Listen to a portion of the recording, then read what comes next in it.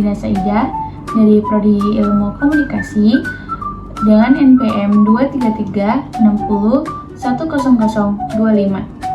Di sini saya akan memenuhi proyek mata kuliah Komunikasi Massa. Di sini saya akan menjelaskan mengenai teori-teori komunikasi massa. Di sini saya akan menjelaskan 4 teori dari komunikasi massa. Yang pertama, terdapat technological determinism theory. Yang kedua, terdapat diffusion of innovation theory. Yang ketiga, terdapat uses and gratification theory. Yang keempat, terdapat media critical theory. Selanjutnya, saya akan membahas mengenai teori yang pertama, yaitu technological determinism theory. Pencetus teori determinisme teknologi ini adalah Marshall McLuhan pada tahun 1962 melalui tulisannya The Gutenberg Galaxy: The Making of Typography Man. Menurut Smith, determinisme teknologi berawal dari asumsi bahwa teknologi adalah kekuatan kunci dalam mengatur masyarakat. Dalam paham ini, struktur sosial dianggap sebagai kondisi yang terbentuk oleh materialistik teknologi. Determinisme teknologi adalah sebuah teori yang menegaskan bahwa perubahan yang terjadi dalam perkembangan teknologi sejak zaman dahulu sampai saat ini memberikan pengaruh besar terhadap masyarakat. Determinisme teknologi dapat diartikan bahwa setiap kejadian atau tindakan yang dilakukan manusia itu akibat pengaruh dari perkembangan teknologi.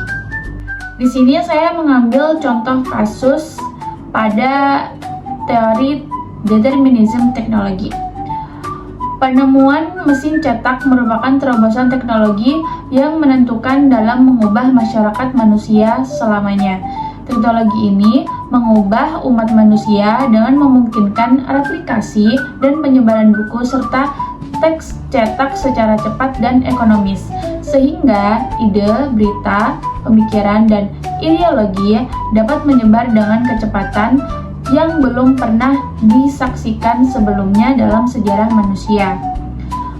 Mengembangkan gagasan McLuhan, Benedict Anderson 1983 menggunakan istilah kapitalisme cetak untuk menggambarkan bagaimana mesin cetak memungkinkan terciptanya masyarakat yang kohesif dengan bahasa dan budaya yang sama. Berikut adalah referensi yang saya ambil dalam penjelasan teknologi determinisme. Selanjutnya, teori yang kedua yaitu diffusion of innovation theory. Diffusion of innovation theory menjelaskan bahwa komunikator yang mendapatkan pesan dari media massa sangat kuat untuk mempengaruhi orang-orang.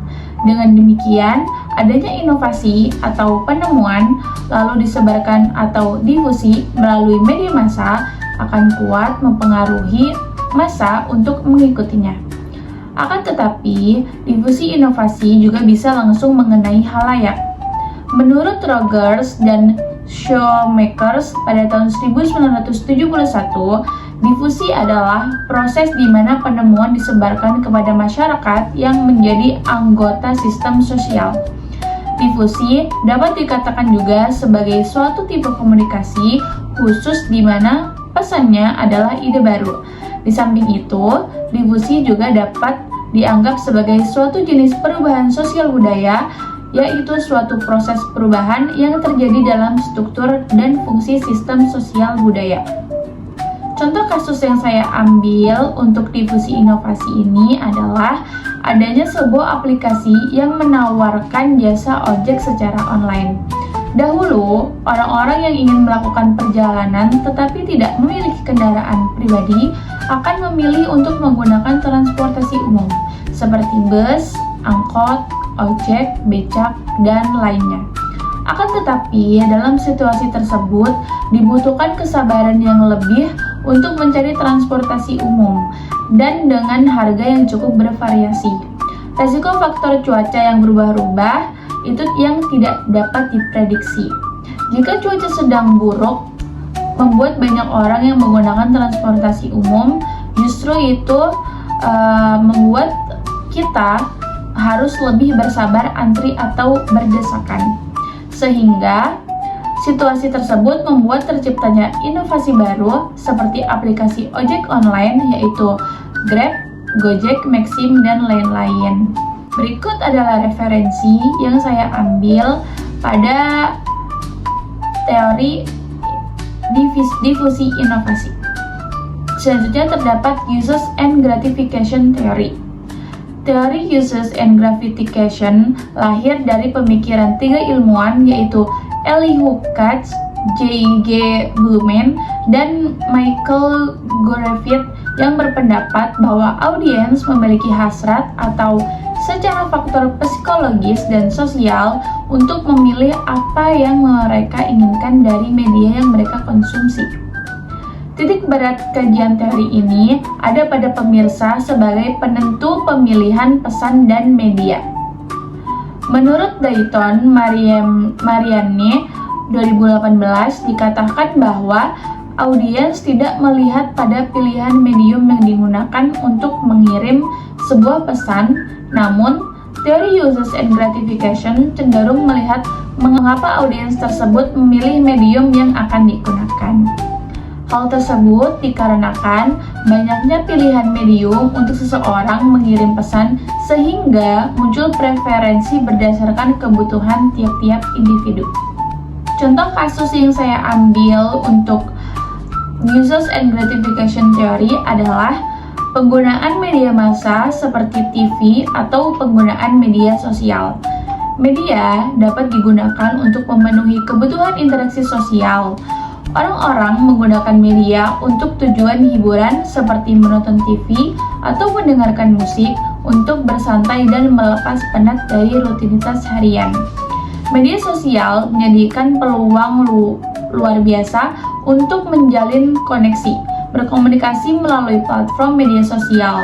Tentu saja pada masa kini, platform media sosial cukup bervariasi, seperti Facebook, TikTok, Instagram, dan lain sebagainya. Platform media sosial ini memungkinkan pengguna untuk tetap terhubung dengan orang-orang terdekat meskipun ada jarak fisik atau pada jarak yang berjauhan. Berikut ada referensi yang saya ambil pada teori Uses and Gratification. Selanjutnya, teori yang terakhir, terdapat Media Critical Theory. Teori media kritis berasal dari aliran ilmu-ilmu kritis yang bersumber pada ilmu sosial Marxis.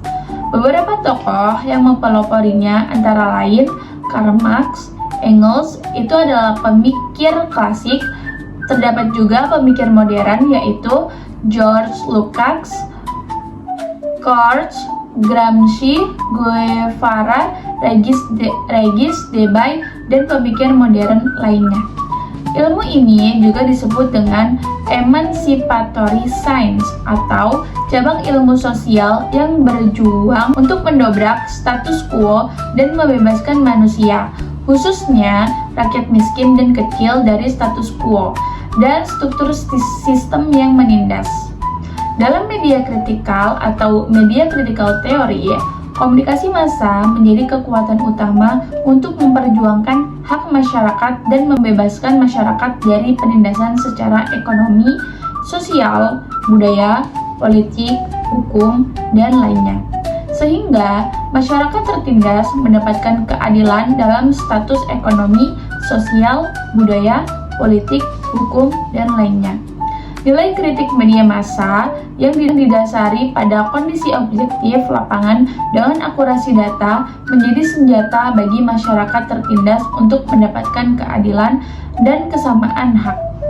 Contoh kasus yang saya ambil pada media critical theory adalah kisah nenek Minah di Banyumas beberapa tahun lalu. Karena diduga mencuri beberapa 3 buah kakao atau coklat di kebun seorang pengusaha, dia harus menerima hukuman 1 bulan 15 hari penjara. Begitu juga dengan kasus nenek Asyani di Situbondo, Jawa Timur, karena memiliki 7 batang kayu jati yang dituduh hasil ilegal logging oleh pihak perhutani saat membawanya ke tukang kayu untuk dijadikan perabot, maka harus dihukum dengan tuntutan 5 tahun penjara. Kasus di atas adalah bentuk masyarakat yang tertindas yang tidak mendapatkan keadilan. Dalam hal ini, media critical theory berperan penting untuk kritik kepada penguasa dan membela masyarakat kecil yang tertindas dan tidak mendapatkan keadilan. Berikut adalah referensi yang saya ambil untuk pemaparan materi media critical theory. Sekian dari saya, terima kasih. Mohon maaf apabila ada salah kata. Wassalamualaikum warahmatullahi wabarakatuh.